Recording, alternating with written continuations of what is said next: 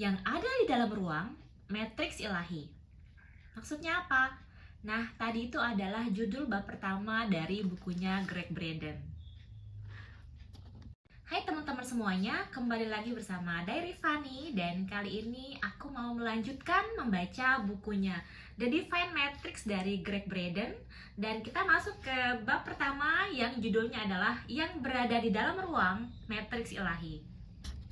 Oh iya, jangan lupa untuk subscribe channelnya Diary Fanny, karena di Diary Fanny aku mengupas, membahas, mempelajari tentang beberapa hal seperti spirituality, seperti self-development, dan juga bisnis. Teman-teman yang penasaran, selamat mendengarkan ya. Yuk kita masuk ke bab pertama, yaitu yang berada di dalam ruang matriks ilahi. Sains tidak sanggup memecahkan misteri alam terbesar. Dan itu karena di akhir penelusuran kita adalah bagian dari misteri yang hendak dipecahkan. Max Planck 1858 sampai 1947 fisikawan. Ketika kita memahami diri kita, kesadaran kita turut memahami semesta hingga keterpisahan pun sirna. Amit Goswami, fisikawan. Ada sebuah tempat di mana segala sesuatu bermula, sebuah kawasan energi murni yang hanya ada. Dalam inkubator kuantum, untuk realitas ini, segala sesuatu bisa terjadi. Mulai dari kesuksesan pribadi, keberlimpahan, kesembuhan, hingga kegagalan, kekurangan, dan penyakit kita. Segala sesuatu mulai dari ketakutan terbesar hingga hasrat terdalam kita berawal dari semua potensi ini. Melalui imajinasi, harapan, penilaian, hasrat, dan doa, kita membuat semua kemungkinan menjadi nyata. Dalam keyakinan tentang siapa diri kita, apa yang kita miliki dan tidak kita miliki, dan apa yang seharusnya dan tidak seharusnya, kita menjalani kehidupan kita entah dalam kebahagiaan atau kesedihan. Kunci untuk merengkuh kawasan energi murni ini adalah dengan menyadari bahwa ia eksis. Memahami bagaimana ia bekerja, dan pada akhirnya berbicara dalam bahasa yang ia pahami. Segala sesuatu tersedia bagi kita di tempat dunia bermula tersebut, ruang murni matriks ilahi. Kunci pertama, jadi matriks ilahi adalah wadah yang menampung alam semesta, jembatan yang menghubungkan segala sesuatu, dan cermin yang memperlihatkan pada kita apa yang telah kita ciptakan. Aku ulangi lagi untuk digarisbawahi. Jadi kunci yang pertama, matriks ilahi adalah wadah yang menampung alam semesta. Wadah yang menampung alam semesta, jembatan yang menghubungkan segala sesuatu, dan cermin yang memperlihatkan pada kita apa yang telah kita ciptakan. Itu kita sebut dengan matriks ilahi. Kita lanjutkan. Seseorang yang saya harap bisa saya jumpai pada pendakian di akhir Oktober di tebing terpencil kawasan Four Corners, New Mexico, barat laut, adalah seorang penjaga kebijaksanaan atau wisdom keeper. Penjaga kebijaksanaan atau wisdom keeper pribumi Amerika yang berjalan ke arah saya di jalan yang sama. Ia berada di sana, berdiri di atas lereng kecil yang memisahkan kami saat jalan kami bertemu pada hari itu. Saya tidak tahu sudah berapa lama ia berada di sana. Ketika saya melihatnya, ia hanya menunggu, mengamati saya yang melangkah hati-hati di antara bebatuan. Sinar matahari yang terik menciptakan bayangan gelap di sekitar tubuhnya.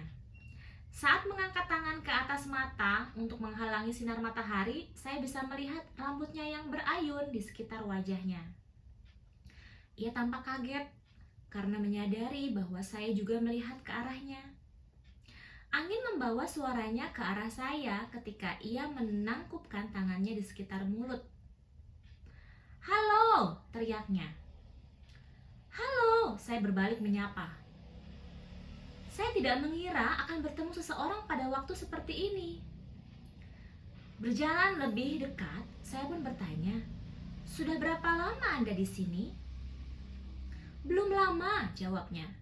"Saya datang ke sini untuk mendengar suara leluhur di gua itu." ujarnya seraya menunjuk ke arah sisi lain tebing. Jalan yang kami tempuh melintasi serangkaian situs arkeologi yang dibangun hampir 11 abad sebelumnya oleh sebuah suku misterius. Tak ada yang tahu dari mana mereka berasal atau siapa mereka. Tanpa data tentang kemampuan-kemampuan mereka yang tetap bertahan dari gerusan zaman. Orang-orang yang disebut para pribumi modern sebagai orang-orang kuno. Itu tiba-tiba saja datang pada suatu masa sembari membawa teknologi paling mutakhir yang bisa dilihat di Amerika Utara selama ribuan tahun. Mulai dari bangunan 4 lantai dan kiva atau struktur bangunan untuk upacara berbentuk melingkar yang terkubur di tanah sampai sistem irigasi yang luas dan sistem pertanian mutakhir yang menjamin kelangsungan hidup masyarakatnya. Tempat itu seolah tiba-tiba saja mewujud dalam waktu sehari. Kemudian orang-orang yang membangunnya mendadak pergi, lenyap begitu saja. Tak banyak petunjuk yang bisa didapatkan tentang identitas orang-orang kuno itu. Selain seni batu berupa guratan di dinding tebing, tidak ditemukan catatan tertulis. Tidak juga ditemukan situs kuburan massal atau kremasi, atau persenjataan perang. Namun, bukti keberadaan mereka berada di sana. Ratusan tempat tinggal kuno pada ngarai luas berukuran panjang 11 mil dan lebar 2 mil di sisi paling jauh tebing terpencil di New Mexico, barat laut. Saya sering datang ke tempat ini untuk berjalan-jalan, membenamkan diri ke dalam keindahan yang ganjil dari sebuah kawasan terbuka yang gersang, dan merenungkan masa lalu. Pada sore di akhir Oktober itu, sang penjaga kebijaksanaan dan saya datang ke gurun tinggi pada hari yang sama untuk alasan yang sama pula. Sama-sama percaya pada rahasia-rahasia yang tersembunyi di sana. Teman baru saya itu kemudian bercerita. Dahulu kala, dunia kami jauh berbeda dengan apa yang kami lihat saat ini. Penjaga kebijaksanaan itu memulai ceritanya. Ada lebih sedikit orang dan kami lebih dekat dengan alam. Orang-orang memahami bahasa hujan, tanaman, dan sang pencipta agung. Mereka bahkan tahu bagaimana cara untuk berbicara pada bintang-bintang dan penduduk angkasa luar. Mereka sadar bahwa kehidupan itu sakral dan hadir melalui perkawinan antara ibu bumi dan bapa angkasa. Pada masa itu, semua orang berbahagia dan hidup dalam harmoni. Saya merasakan sesuatu yang sangat purba bergejolak di dada ketika mendengar suaranya yang damai bergema di antara tebing-tebing batu paras yang mengelilingi kami. Tiba-tiba, suaranya berubah sedih. Kemudian, sesuatu terjadi, lanjutnya. Tidak ada yang tahu kenapa, tapi orang-orang mulai lupa pada jati diri mereka. Dalam kelupaan ini, mereka mulai merasa terpisah. Terpisah dari bumi, dari satu sama lain, dan bahkan dari sang pencipta. Mereka tersesat dan mengembara tanpa arah. Dalam keadaan seperti itu, mereka merasa harus bertarung untuk bertahan hidup dan melindungi diri sendiri dari kekuatan-kekuatan alam yang memberi mereka kehidupan. Tak lama berselang, seluruh energi mereka terkuras untuk melindungi diri dari dunia di sekitar mereka, alih-alih berdamai dengan dunia di dalam diri mereka. Serta-merta, kisah lelaki itu membuat saya bergetar. Mendengar ceritanya terasa seolah ia tengah menuturkan kondisi manusia saat ini. Selain sedikit suku yang terisolasi dan beberapa tradisi kuno yang masih bertahan, peradaban kita kini tentu lebih fokus pada dunia di sekitar kita dan hanya sedikit memperhatikan dunia di dalam diri kita. Kita menghabiskan ratusan juta dolar setiap tahun untuk bertahan dari serangan penyakit dan berusaha mengendalikan alam. Barangkali kita jauh lebih tersesat daripada manusia-manusia sebelumnya, terpental dari keseimbangan kita dengan dunia natural kita. Sang penjaga kebijaksanaan memperhatikanku. Kemana kiranya ia akan mengarahkan ceritanya? Meskipun mereka telah melupakan jati dirinya, di suatu tempat dalam diri mereka anugerah leluhur mereka tetap bertahan. Lanjutnya, masih ada sekeping kenangan yang hidup dalam diri mereka. Dalam mimpi-mimpi mereka di malam hari, mereka tahu bahwa mereka memiliki kekuatan untuk menyembuhkan tubuh mereka sendiri, mendatangkan hujan bila diperlukan, dan berkomunikasi dengan leluhur mereka. Mereka tahu bahwa entah bagaimana caranya, mereka sanggup menemukan kembali jati dirinya.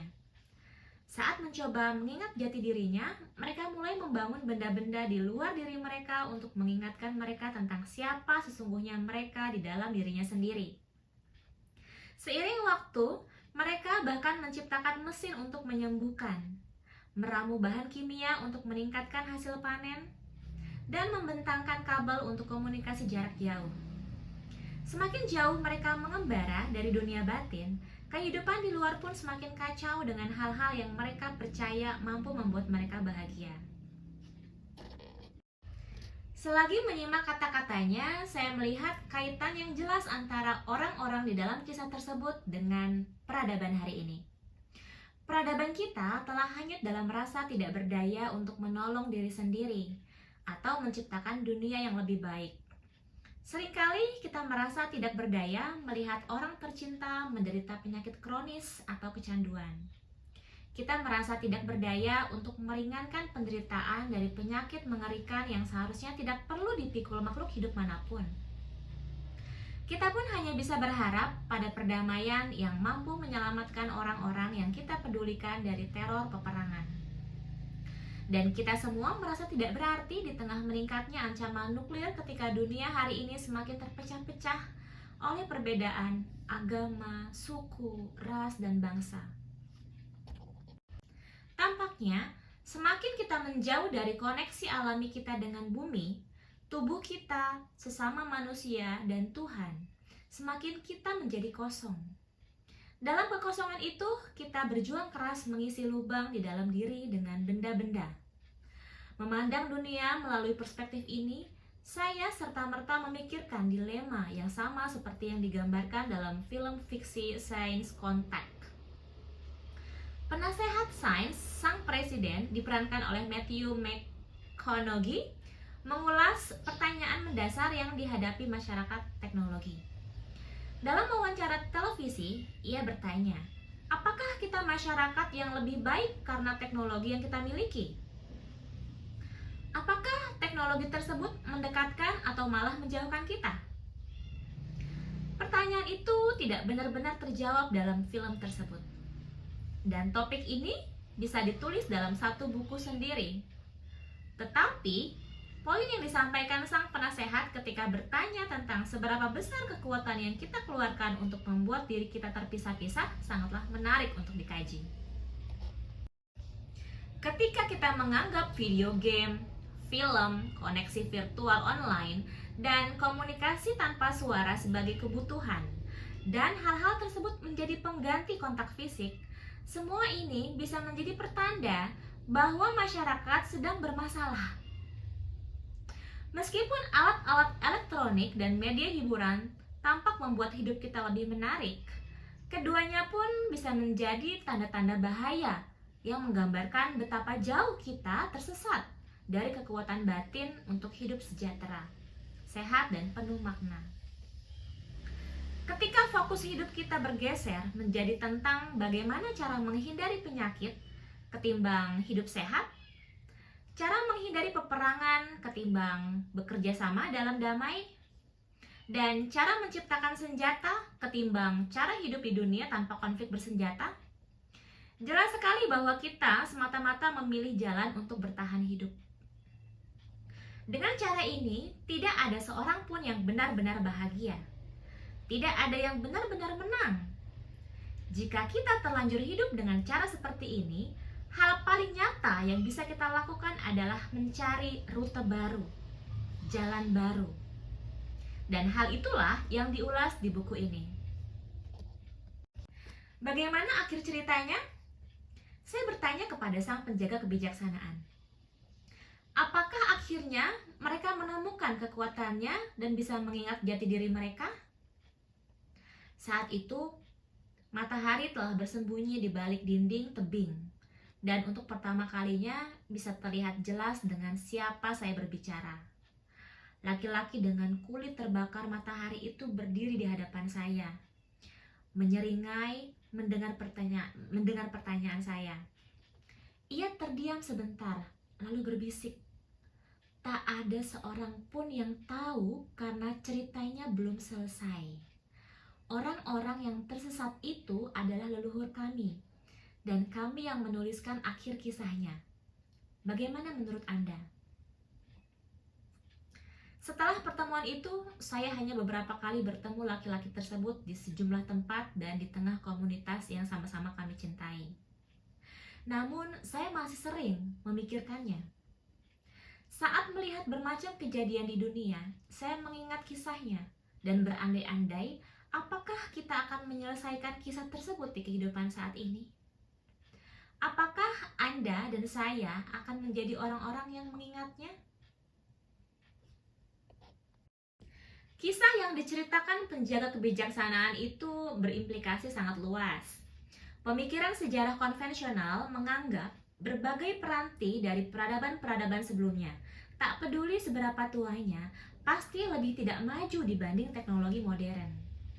Meskipun mungkin memang benar peradaban-peradaban kuno itu tidak menggunakan sains modern untuk memecahkan masalahnya, bisa jadi mereka malah memiliki sesuatu yang lebih baik. Dalam diskusi dengan sejarawan dan arkeolog yang setiap hari mengorek-ngorek dan menafsirkan masa lalu, umumnya topik ini menjadi bahan perdebatan sengit. Jika mereka sangat maju, di mana bukti teknologi yang digunakan? Salah satu ahli bertanya, di mana kita bisa menemukan pemanggang roti, microwave, dan VCR atau video cassette recorder? Menarik bagi saya bahwa dalam menginterpretasikan perkembangan suatu peradaban, kebanyakan ahli sangat bergantung pada benda-benda yang diciptakan. Bagaimana dengan pola pikir yang mendasari penciptaan benda-benda tersebut? Dalam pemahaman saya, tentu kita tidak bisa menemukan televisi atau kamera digital dalam catatan arkeolog Amerika Barat Daya atau dimanapun. Namun pertanyaan utamanya adalah kenapa? Apakah mungkin ketika menemukan sisa-sisa peradaban maju seperti di Mesir, Peru, dan Amerika Barat Daya, sesungguhnya kita sedang menyaksikan sisa dari teknologi yang sangat maju, sampai-sampai mereka tidak membutuhkan pemanggang roti dan VCR. Barangkali mereka tidak lagi membutuhkan dunia luar yang berantakan dan kompleks. Bisa jadi mereka mengetahui sesuatu tentang diri mereka sendiri, sehingga mereka menguasai teknologi batin untuk hidup dengan cara yang berbeda. Sebuah ilmu pengetahuan yang kita lupakan. Kebijaksanaan dan pengetahuan ini sangat mungkin memberikan pada mereka semua kebutuhan untuk kelangsungan hidup dan penyembuhan diri melalui cara yang baru mulai kita pahami. Jika itu benar adanya, kita hanya perlu memahami jati diri kita dan apa sesungguhnya peran kita dalam hidup ini. Dan mungkin sebagian dari pengetahuan kita yang paling penting dan berdaya guna berada dalam penemuan-penemuan di dunia kuantum. Beberapa abad terakhir, para fisikawan menyingkap bahwa substansi yang menyusun tubuh kita dan alam semesta tidak selalu mengikuti hukum-hukum fisika yang rapih dan teratur, sebagaimana yang dipercaya selama hampir 3 abad terakhir. Faktanya, pada skala terkecil kehidupan, partikel-partikel yang menyusun diri kita justru melawan aturan yang menyatakan bahwa kita saling terpisah dan memiliki eksistensi terbatas. Di level partikel, segala sesuatu saling terkoneksi dan tidak terbatas. Penemuan-penemuan itu menunjukkan bahwa ada sesuatu di dalam diri kita yang tidak dibatasi oleh waktu, ruang, atau bahkan kematian. Inti penemuan-penemuan ini adalah kita hidup di dalam semesta non-lokal, tempat segala sesuatu selalu terkoneksi. Dean Radin, ilmuwan senior Institute of Nautic Science, telah menjadi pelopor dalam upaya mengeksplorasi makna kehidupan kita di dunia. Non-lokalitas, ujarnya, berarti bahwa Selalu ada cara di mana hal-hal yang terlihat terpisah sebenarnya tidak terpisah. Menurut Radin, ada beberapa aspek dalam diri kita yang melampaui jangkauan di sini dan saat ini, dan memungkinkan diri kita merenangi ruang dan waktu. Dengan kata lain, kita yang hidup dalam tubuh fisik ini tidak terbatas hanya pada kulit, daging, dan rambut yang mendefinisikan tubuh kita. Apapun istilah yang dipilih untuk menyebut hal misterius itu, kita semua memilikinya. Dan apa yang kita miliki sama dengan yang dimiliki orang lain sebagai bagian dari medan energi yang menyelimuti segalanya.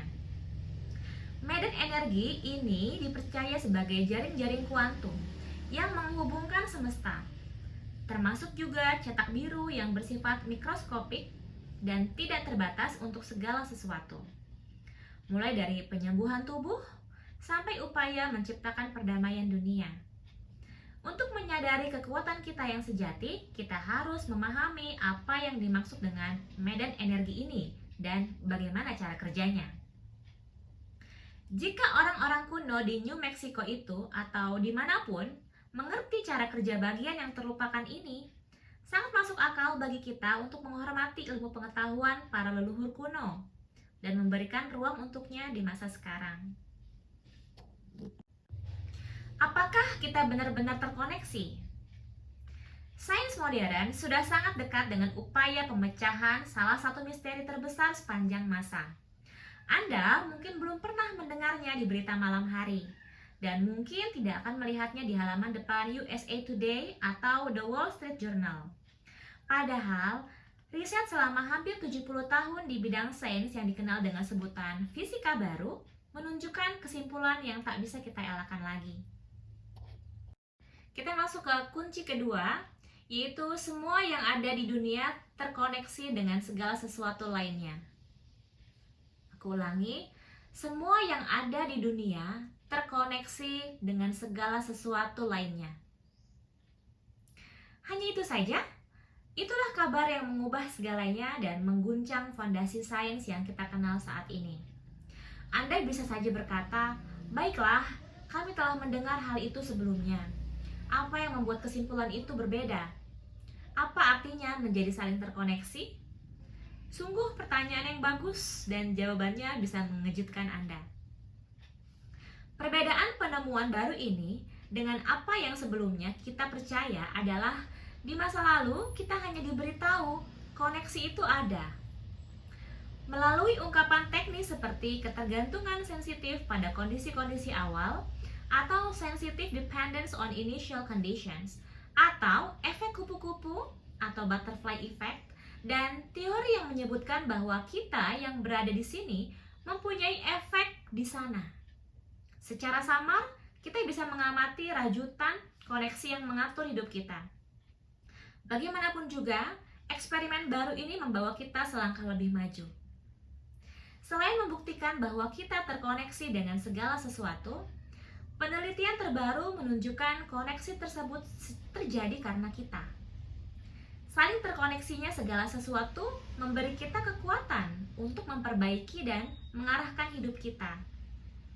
Dalam berbagai hal, mulai dari mencari cinta, menyembuhkan orang-orang tercinta, sampai memenuhi cita-cita terdalam, kita menjadi bagian integral dari apa yang kita alami setiap hari.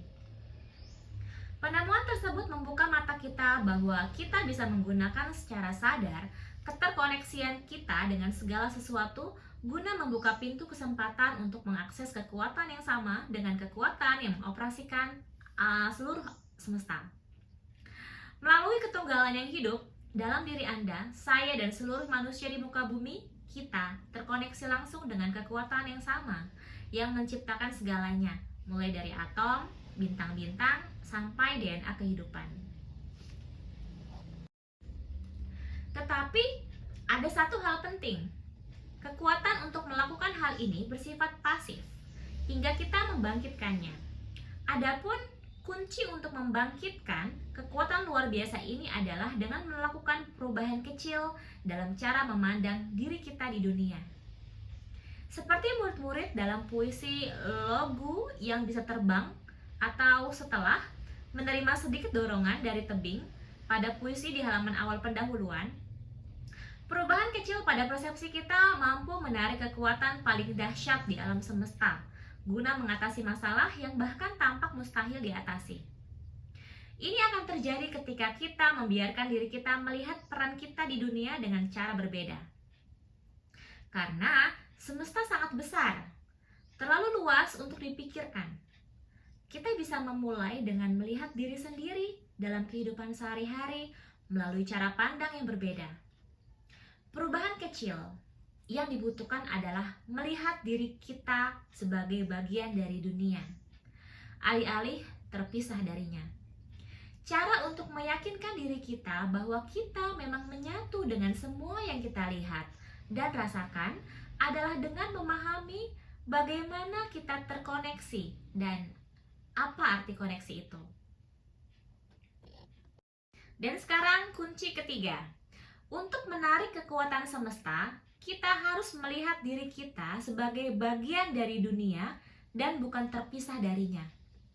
Aku ulangi, untuk menarik kekuatan semesta, kita harus melihat diri kita sebagai bagian dari dunia dan bukan terpisah darinya. Melalui koneksi yang menyatukan segala sesuatu, substansis, semesta, gelombang dan partikel energi tampak melanggar hukum-hukum ruang dan waktu. Meskipun terdengar seperti fiksi sains, ini sangat nyata. Partikel cahaya atau foton misalnya punya kemampuan untuk mengalami bilokasi, yaitu berada di dua tempat pada waktu yang bersamaan. Mulai dari DNA di tubuh kita hingga atom, semua materi.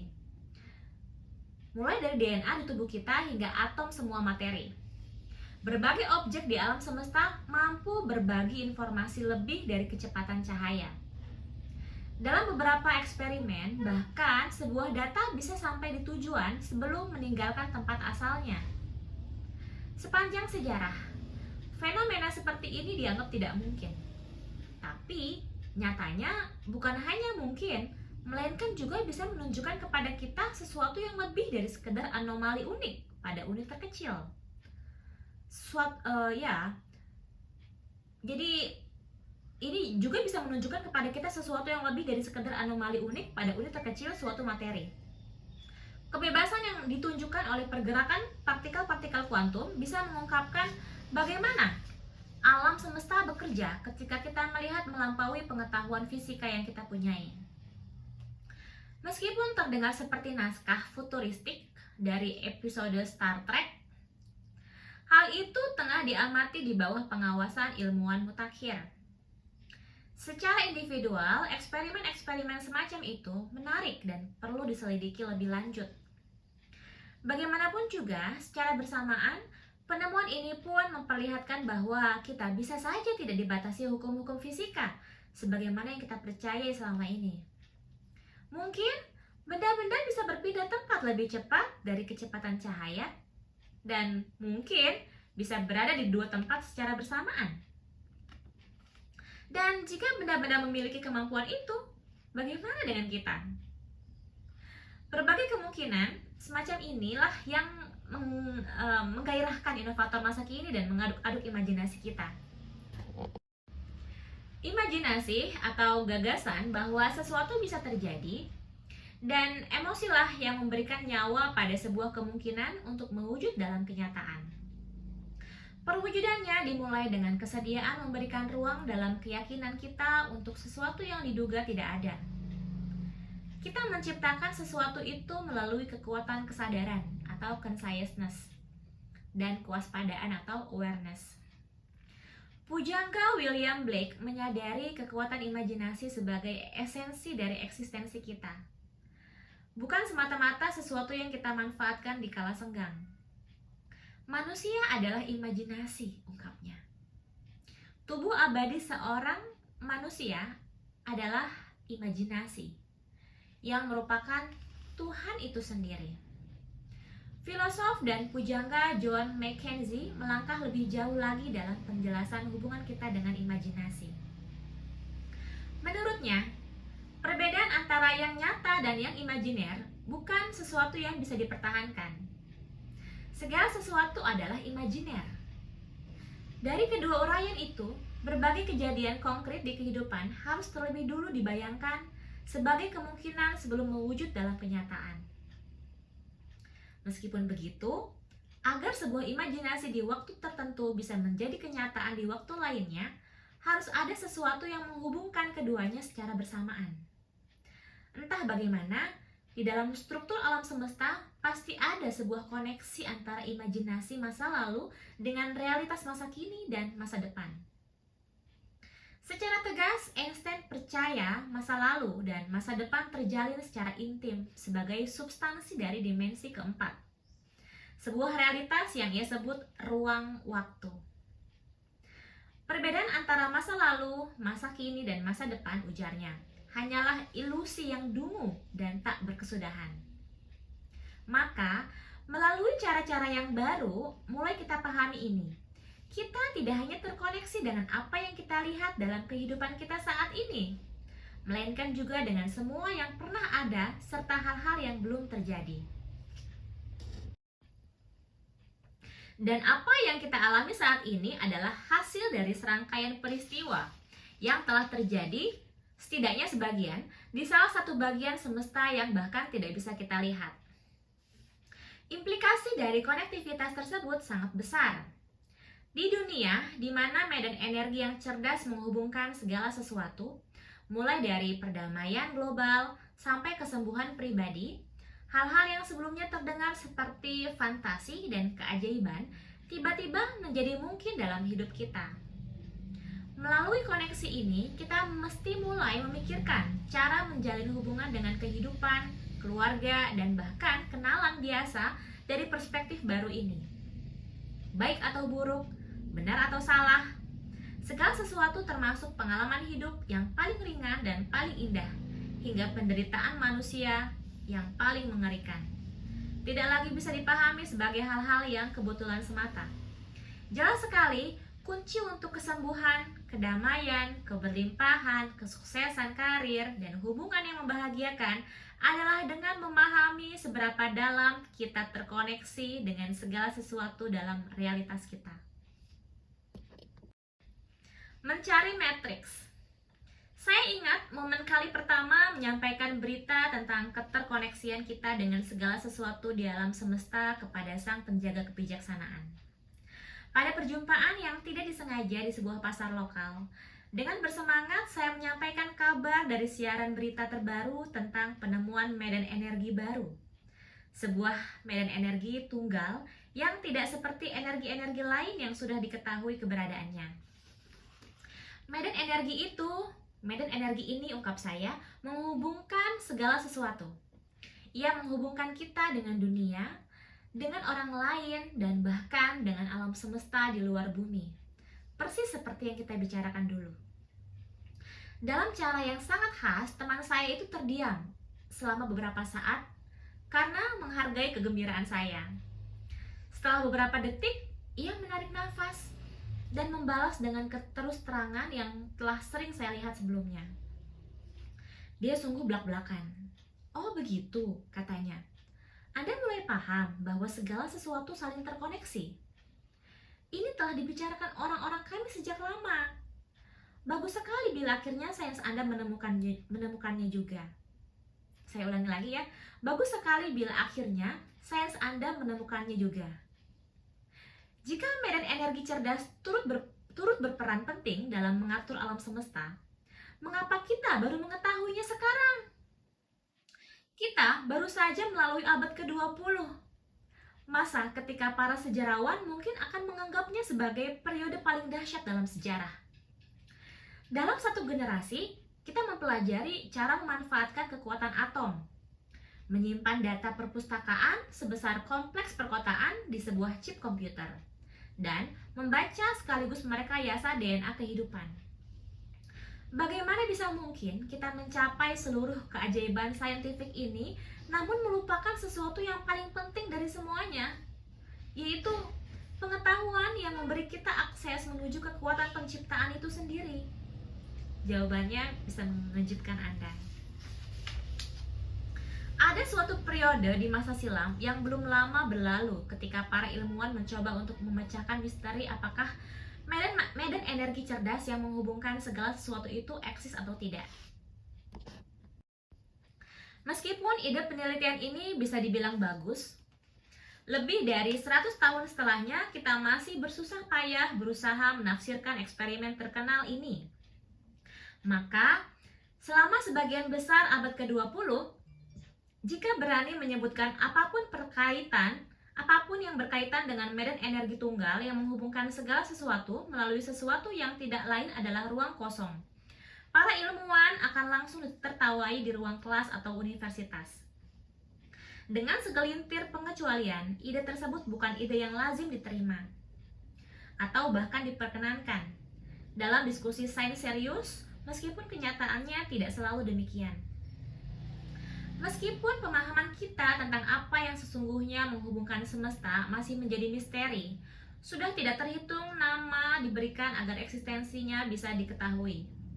Dalam Avatasaka Sutra dari Buddhisme Mahayana, misalnya, alam Dewa Indra yang agung dideskripsikan sebagai tempat asal sebuah jala yang menghubungkan seluruh alam semesta. Nun jauh di sana, di kediaman Dewa Indra yang agung, ada sebuah jala mengagumkan yang digantung sedemikian rupa oleh Sang Pencipta yang cerdik hingga membentang tanpa batas ke segala arah.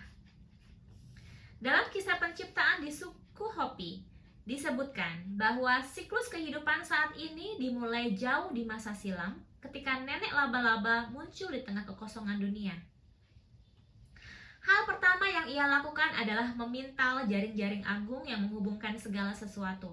Dan melalui jaring-jaring tersebut, ia menciptakan tempat untuk anak-anaknya menjalani hidupnya. Sejak masa Yunani kuno, orang-orang mempercayai adanya medan energi universal yang menghubungkan segalanya dan menyebutnya ether.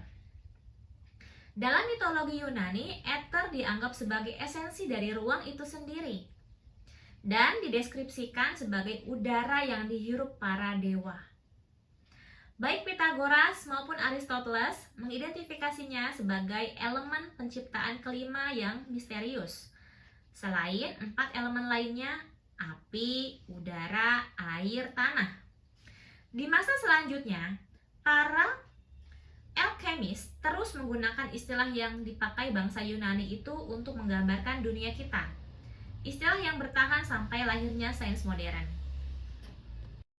Berlawanan dengan pandangan tradisional ilmuwan masa kini, beberapa pemikir hebat dalam sejarah bukan hanya percaya bahwa ether ada. Bahkan banyak dari mereka memandang eksistensinya selangkah lebih jauh lagi. Mereka mengatakan ether diperlukan bagi hukum-hukum fisika agar bisa bekerja sebagaimana mestinya. Pada periode 1600-an, Sir Isaac Newton, bapak sains modern, menggunakan kata ether untuk mendeskripsikan substansi tak terlihat yang merem besi dan menyelimuti seluruh alam semesta, yang menurut dia menyebabkan gravitasi dan juga sensasi di dalam tubuh. Ia menganggapnya jiwa yang hidup, meskipun menyadari peranti untuk memvalidasi pernyataannya tidak tersedia di masa itu. Baru pada abad ke-19, tokoh yang mengajukan teori elektromagnetik James Clerk Maxwell secara formal menguraikan deskripsi ilmiah dari ether yang menghubungkan segala sesuatu. Ia mendeskripsikannya sebagai substansi materi yang sangat halus, yang seharusnya eksis di bagian-bagian ruang yang tampak kosong. Pun pada awal abad ke-20, beberapa pemikir sains yang disegani masih menggunakan istilah ether untuk mendeskripsikan esensi yang mengisi ruang kosong tersebut. Mereka menganggap ether sebagai substansi aktual yang ajek, yang berada di antara materi fisik dan energi murni. Melalui ether ini, sejumlah ilmuwan menyatakan bahwa gelombang cahaya bisa merambat dari satu titik ke titik lainnya pada apa yang tampak seperti ruang kosong. Saya melihat ether yang bisa menjadi sandaran medan elektromagnetik dengan energi dan vibrasinya, memiliki substansi tertentu, terlepas dari kemungkinan ia berbeda dari semua materi biasa atau ordinary matter, ujar pemenang hadiah Nobel Fisika Hendrik Lorentz pada tahun 1906. Persamaan-persamaan Lorentz lah yang membantu Einstein mengembangkan teori relativitasnya yang revolusioner. Bahkan, setelah teori-teorinya seolah mengurangi peran ether di alam semesta, Einstein sendiri percaya bahwa sesuatu akan ditemukan untuk menjelaskan apa yang mengisi kekosongan ruang. Dia menyatakan, tidak mungkin ada ruang tanpa ether, seperti gagasan Lorentz dan para filosof Yunani kuno tentang substansi yang menjadi saluran bagi gelombang untuk bergerak. Einstein menyatakan ether sangat penting bagi hukum-hukum fisika untuk bisa eksis. Dalam ruang semacam itu, yang tanpa ether, bukan hanya tidak akan ada perambatan cahaya, melainkan juga tidak memungkinkan eksisnya standar-standar ruang dan waktu. Meskipun tampak menyadari keberadaan ether, Einstein memperingatkan bahwa ether tidak bisa dianggap sebagai energi dalam pengertian biasa.